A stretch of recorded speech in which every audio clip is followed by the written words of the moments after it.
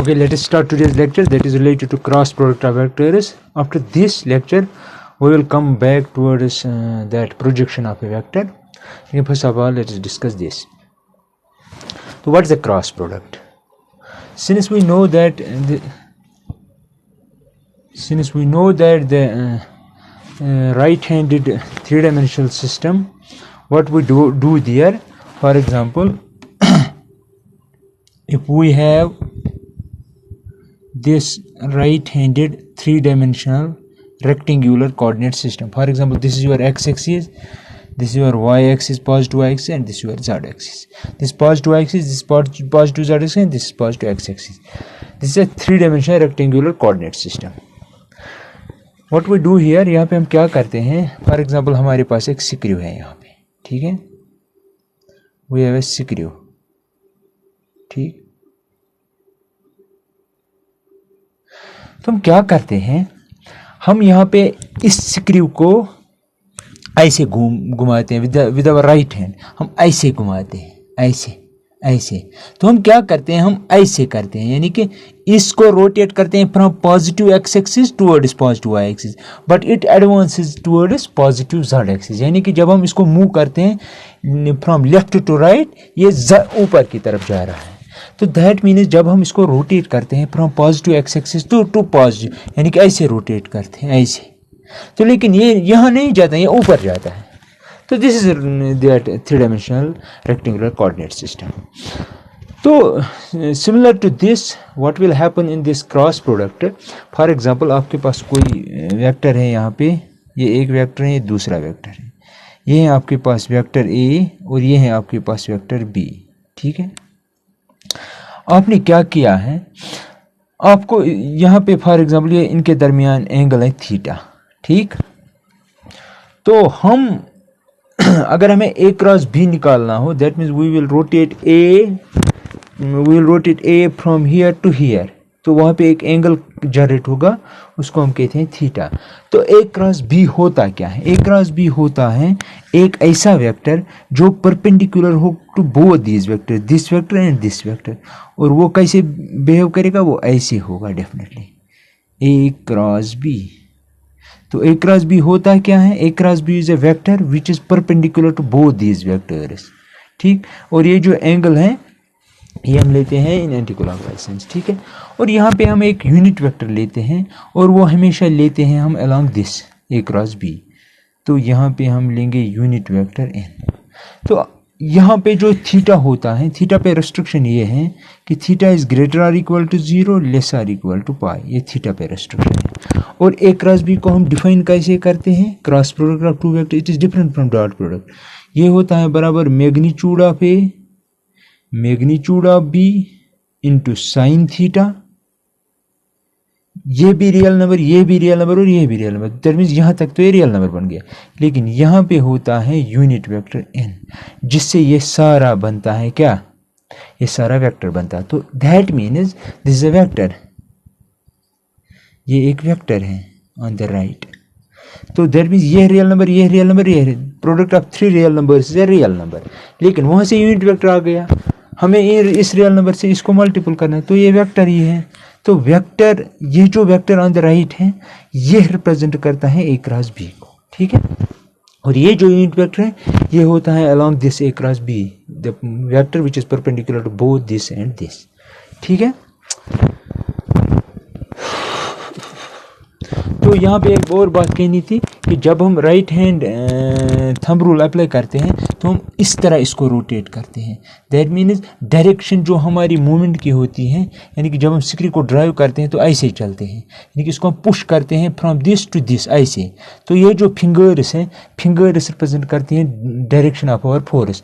लेकिन ये जो थंब है, थंब रिप्रेजेंट करता है कि इसकी डायरेक्शन कहाँ की तरफ है, इस स्क्रू की, वो ऊपर की तरफ जाता है। तो this represent is positive Z axis, ठीक है।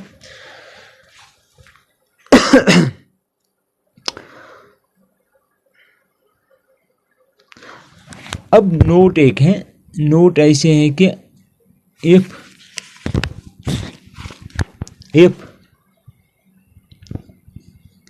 either vector A is 0 or vector B is 0, then A cross B is 0. A cross B is, but theta is not defined.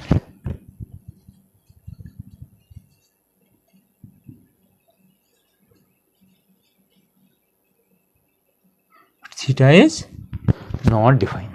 ठीक है, क्योंकि अगर हमारे पास A 0 हो या B 0 या दोनों 0, तो यहाँ पे आएगा 0, यहाँ पे 0, ये सारा 0 बनेगा, तो राइट में 0 बनेगा। लेकिन थीटा को ये थोड़ी हम यूनिकली डिफाइन कर सकते हैं, वहाँ पे जो थीटा आपके हाथ में आए वो दे सकते हो, थीटा कुछ भी दो। अगर A 0 है या B 0 है, यहाँ पे 0, यहाँ पे A 0 बन गया। लेकिन थीटा को अगर हम 0 वैल्यू देंगे तो भी ये 0 ही आएगा राइट साइड। अगर π/2 देंगे, यहाँ पे बनेगा 1, लेकिन यहाँ से 0 आ रहा है तो फिर भी 1 ही है। तो we can say that theta is not well defined, this is not defined uniquely. ठीक है, तो इसी तरह एक और ऑब्जर्वेशन है, वो मैंने बता दी है कि A cross B is always a vector. ठीक है, इसी तरह एक और है, लेट एक और ऑब्जर्वेशन है। ऑब्जर्वेशन फर्स्ट है कि लेट A वेक्टर जो है वो नॉन जीरो वेक्टर है और B वेक्टर जो है वो भी नॉन जीरो वेक्टर है। ठीक है, then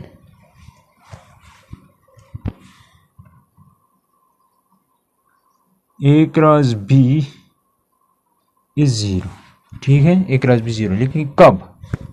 this is possible if and only if, this is possible if and only if, this is possible if and only if A vector and vector B are collinear. ठीक है, यानी कि जब भी आपके पास नॉन जीरो वेक्टर्स हो, उसका cross product अगर 0 आ गया तो रिमेंबर दैट कि ये जो वेक्टर्स होंगे दोनों नॉन जीरो हैं। This is important. हम ये तब कह सकते हैं जब ये वेक्टर्स कोलिनियर हो। Collinear means they can be parallel as well. तो दैट मीन्स क्योंकि उनके दरमियान जब वेक्टर्स पैरेलल हो, एक तो यहाँ से है, दूसरा वेक्टर यहाँ से है। फॉर एग्जांपल ये आपका A है, ये आपका B है, इनके दरमियान एंगल 0 है, दे दो यहाँ पे एंगल 0, ये सारा 0 ही बन जाएगा। ठीक है,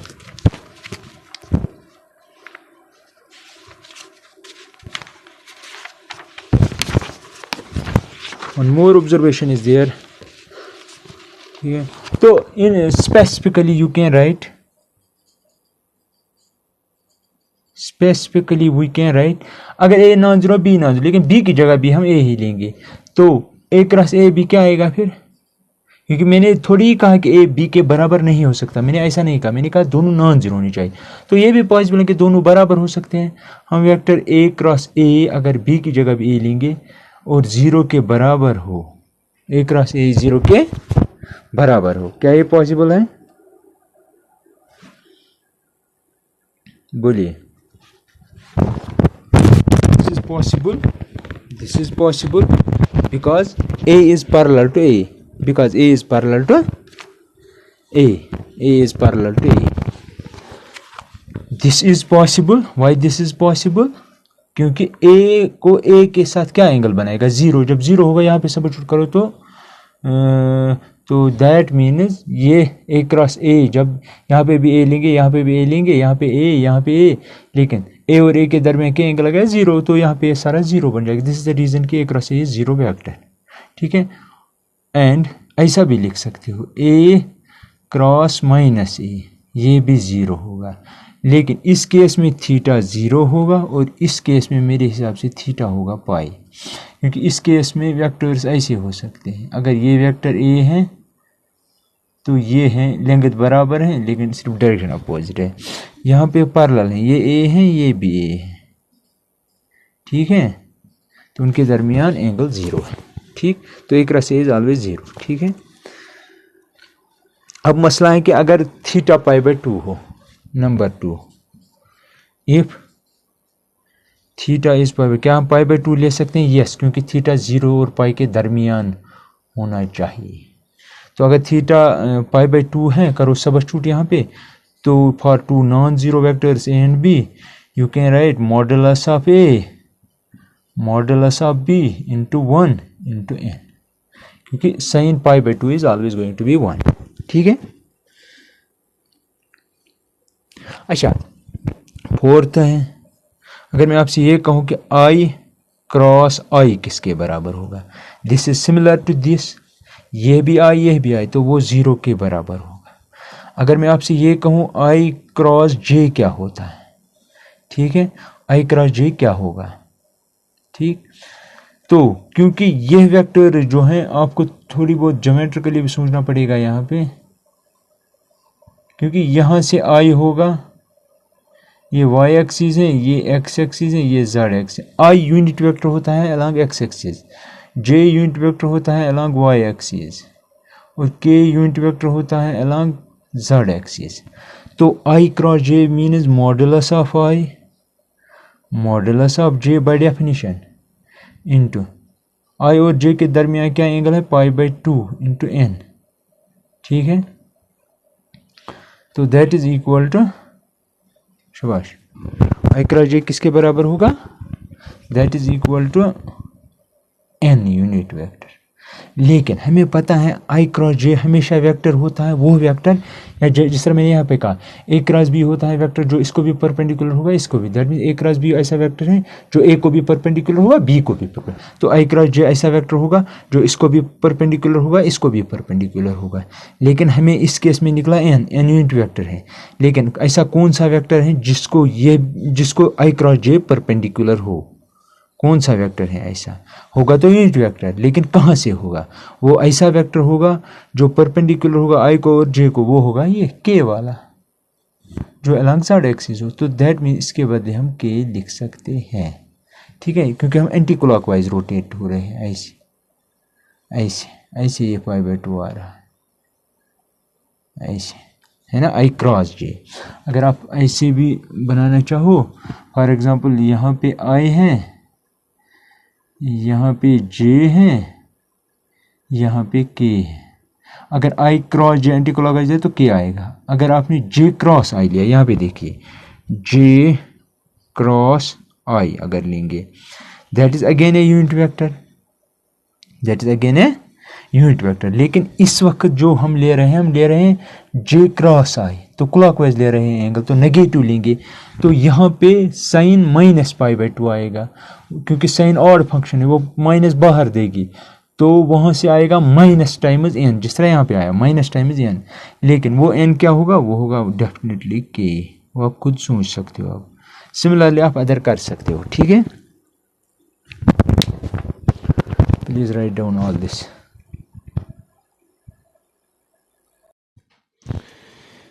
Let's continue this lecture. If we have to find area of the triangle, या हम ऐसा भी कह सकते हैं एंगल बिटवीन टू लाइन्स कैसे निकालेंगे, angle between two one more observation is there, perhaps fourth. हमें पता है अगर हमें एंगल बिटवीन टू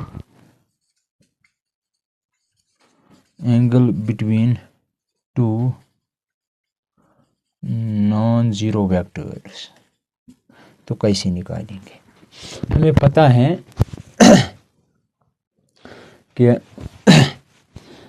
है कि vector A cross vector B जो होता है that is equal to magnitude of A magnitude of B sine theta into unit vector, ठीक है। तो क्योंकि ये these two must be non zero, तो हम we can write sine theta is equal to modulus of A cross B, हम mod apply करेंगे साथ में, divide by mod A mod B, ठीक है। इसका मॉड ले लो या नहीं ले लो एक ही बात है, इनटू यहाँ पे आएगा modulus of this unit vector, क्योंकि इसका यूनिट वेक्टर का मॉड 1 आएगा, तो this is equal to modulus of A cross B divided by modulus of A modulus of B. This is the way how to find the angle between two vectors, ठीक है।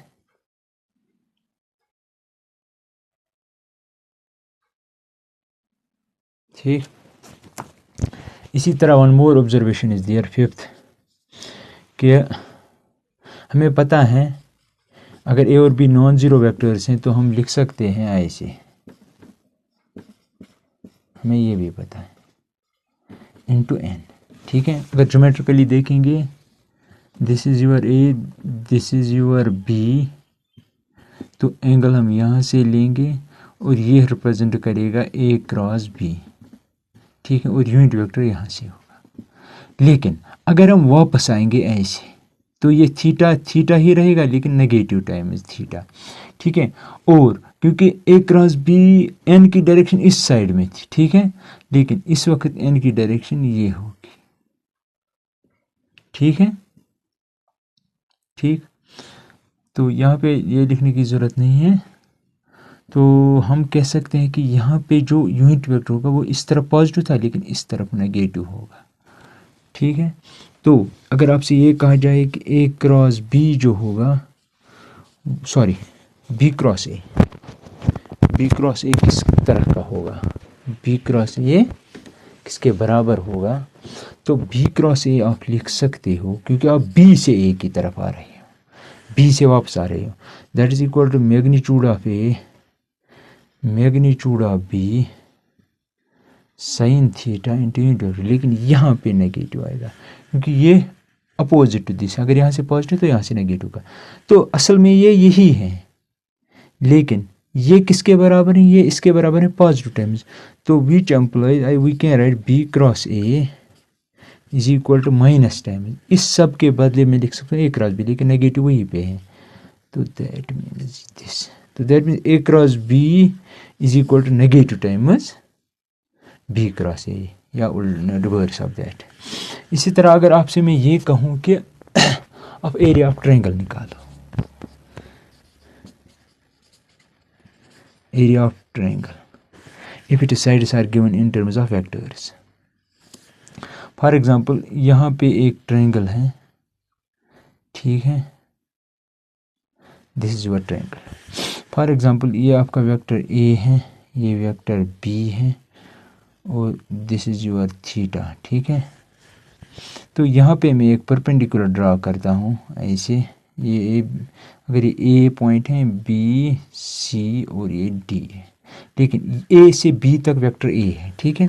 तो हमें पता है area of triangle किसके बराबर होता है, 1/2 बेस क्या आएगी, A B length into base into height क्या आएगी, सी डी, दैट मीन्स इस लाइन की लेंथ। लेकिन हमें पता है वायर ए बी जो है that is equal to magnitude of vector A, क्योंकि वेक्टर ए है यहाँ से यहाँ तक, तो वही तो ए बी भी है, तो ए बी जस्ट एक मैग्नीट्यूड ऑफ दिस वेक्टर है। और अब आप आइए इस राइट एंगल ट्रायंगल पे, यानी कि ए डी सी पे, in right angle triangle A D C we can write sine theta is equal C D divided by magnitude of B, magnitude means इसकी लेंथ, ना कि वेक्टर से हम डिवाइड नहीं कर सकते। तो विच एम्प्लॉइज सी डी जो होगा आपका वो होगा magnitude of B into sine theta, ठीक है। नाउ सबस्टिट्यूट इन फर्स्ट, तो from first we can write area of triangle is equal to 1/2 A B किसके बराबर है, मॉड ए के, और सी डी किसके बराबर निकला, mod B into sine theta, ठीक है, दैट इज इक्वल टू। लेकिन हमें पता है अगर हम यहाँ पे इसको मॉड अप्लाई करेंगे, ये आएगा mod A mod B sine theta, इसका वैल्यू आएगा 1, तो दैट मीन्स इस सब के बदले ये सारा जो है इस ब्रैकेट में, इसके बदले we can write 1/2 mod of A cross B. ये मैंने कैसे लिखा इससे, क्योंकि अगर आप यहाँ पे मॉड अप्लाई करेंगे, यहाँ पे ऑलरेडी मॉड है, यहाँ पे करो तो एक ही बात है, यहाँ पे मॉड करो अप्लाई, 1 बन जाएगा। तो modulus of A cross B is mod A mod B sine theta, क्योंकि इसका मॉड 1 आएगा, तो दिस इज द रीज़न इसके बदले लिखा मैंने मॉड ऑफ ए क्रॉस। तो that mean area of triangle in vector form अगर हो तो आप उसका एरिया ऐसे निकाल सकते हो, ए क्रॉस बी उसका मॉड बाहर 1/2, ठीक है।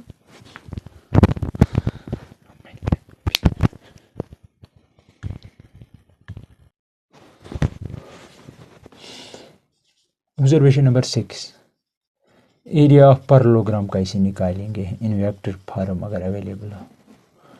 हमें पता है अगर हमारे पास एक पैरेललोग्राम है ऐसे, ठीक है, तो हम यहाँ पे ए बी सी और डी, यहाँ पे हम हाइट ड्रा करेंगे, यानी कि एक परपेंडिकुलर ड्रा करेंगे। ये बात याद रखना, एक परपेंडिकुलर है।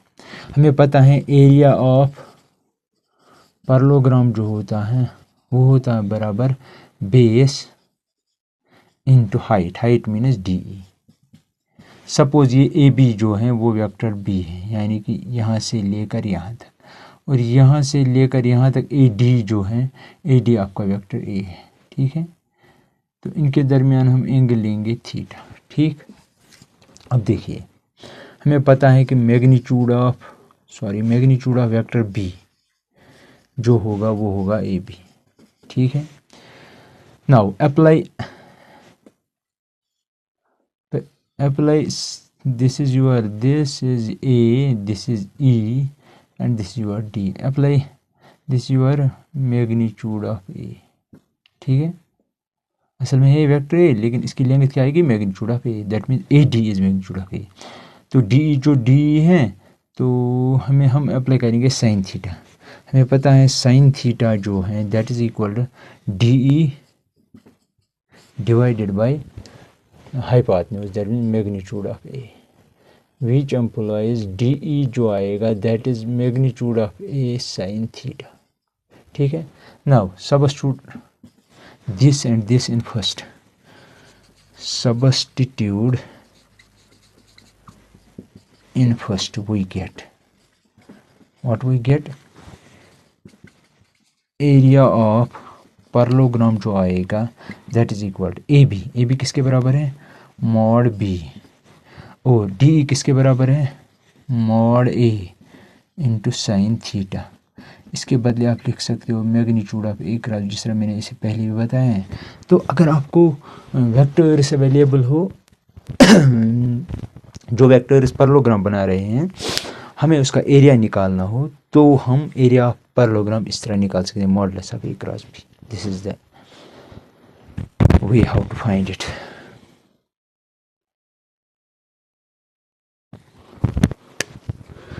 Right down distributive property.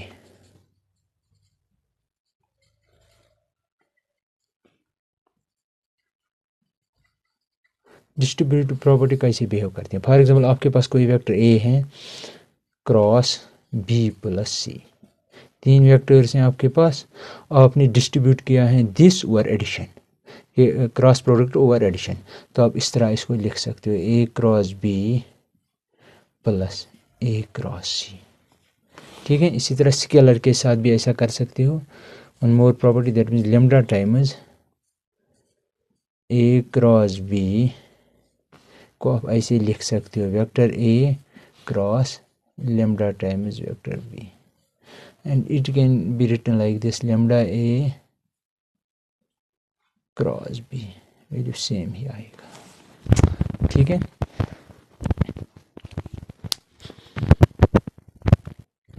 अब मसला है कि अगर हमें दो वेक्टर्स अवेलेबल हो, नॉन ज़ीरो भी हो, और हमें क्रॉस प्रोडक्ट कैसे निकाल सकते हैं हम उनका, लेकिन हमें थीटा पता ही नहीं है, ठीक है। तो कैसे निकालेंगे क्रॉस प्रोडक्ट, तो मैं लिखूँगा let A equal to A1I plus B1J plus C1K। मैंने लिया अपना वेक्टर दिस, ये इनके कंपोनेंट्स हैं, और B में लूँगा ऐसे A2I plus B2J plus C2K। Therefore हमें A क्रॉस B कैसे निकालेंगे इन इस केस में, and this is the most fruitful result, या we can say fruitful formula that is coming our way. तो हम क्या लिखेंगे A1I plus B1J plus C1K cross product with A2I B2J plus C2K। कीजिए distributive property apply. सबसे पहले हम ये सारा इस पे डिस्ट्रीब्यूट करेंगे, इस पे, फिर ये सारा इस पे। तो हम लिख सकते हैं A1I plus B1J plus C1K cross product with A2I plus इसको इस सारे को इसके साथ फिर लिखेंगे प्लस। अब इस सारे को A1I plus B1J plus C1K को क्रॉस प्रोडक्ट करेंगे B2J के साथ प्लस। अब इस सारे को थर्ड के साथ that means A1I plus B1J plus C1K इसको प्रोडक्ट करेंगे C2 के साथ। अब हम क्या करेंगे, इसको डिस्ट्रीब्यूट करेंगे ओवर दीज और एडिशन रिपीटेड एप्लीकेशन, ठीक है, डिस्ट्रीब्यूटिव प्रॉपर्टी की। जब I को I के साथ करेंगे वो तो ज़ीरो आएगा क्योंकि I और I के दरमियान एंगल ज़ीरो है, जिस तरह मैंने पहले भी दिखाया A और A के दरमियान ज़ीरो। तो I भी वेक्टर है, ये भी वेक्टर, उनके दरमियान एंगल ज़ीरो आएगा। By cross product of vectors यहाँ से ज़ीरो आएगा, ठीक है। लेकिन फिर हम देंगे प्लस J पहले फिर I, तो हम लिखेंगे B1A2 क्योंकि ये स्केलर्स हैं, वहाँ से लिखेंगे J क्रॉस I को इसके साथ, लेकिन I राइट में J लेफ्ट में, and it matters here in cross product. A cross B is not equal to B cross A in cross product plus C1A2 ये स्केलर्स हैं, वेक्टर यहाँ पे, that means this into this, ठीक है, plus. अब देखिए J को J के साथ ज़ीरो, लेकिन J को I के साथ आएगा A1B2 I क्रॉस J, ठीक है, प्लस ज़ीरो ज़ीरो क्यों, J dot J cross J zero plus C1B2 K cross J plus. अब इसको इसके साथ आएगा A1C2 I cross J plus B1C2 J cross K। आपको पता है K क्रॉस K ज़ीरो आएगा, ठीक है, that is equal to J cross I। जिस तरह मैंने पहले भी बताया है आपको, अगर आपके पास ऐसे हैं I यहाँ पे हैं, J यहाँ पे है, K यहाँ पे है, anti clockwise I cross J K आएगा, J क्रॉस K I आएगा, K क्रॉस I J आएगा। लेकिन अगर आप लेंगे J क्रॉस I वो माइनस टाइम्स K आएगा। इसी तरह K क्रॉस या I क्रॉस K I लेंगे तो वो माइनस J आएगा, क्योंकि आप क्लॉकवाइज सेंस में आ रहे हो। तो J क्रॉस I क्या आएगा, J क्रॉस I तो आएगा माइनस B1A2 लेकिन K cross I means this in clockwise sense. Oh sorry, this is anti-clockwise. K cross I J आएगा, तो आएगा C1A2 J। अब I क्रॉस J आएगा K, A1B2 K। अब यहाँ पे C1 B2 K cross I तो J आएगा। अब यहाँ पे आएगा plus A1C2 I cross J K आएगा। अब B1C2 J क्रॉस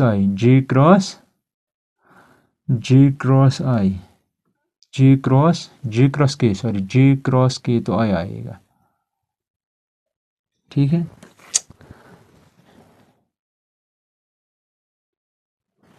मुझे लगता है कहीं पे कैलकुलेशन मिस्टेक हुई है कि नहीं, चलो देखते हैं क्या होगा। That is equal to, can I write it like this,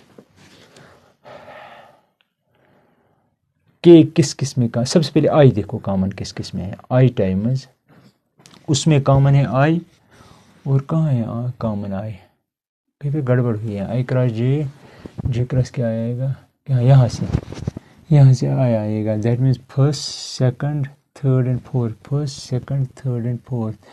यहाँ पे I K क्रॉस J तो माइनस I आना चाहिए था यहाँ पे, माइनस I, तो sorry this is minus I। तो I कॉमन आएगा इसमें और इसमें, तो यहाँ पे आएगा B1C2 माइनस C1B2 ठीक है, प्लस। अब जे किस में कॉमन आएगा,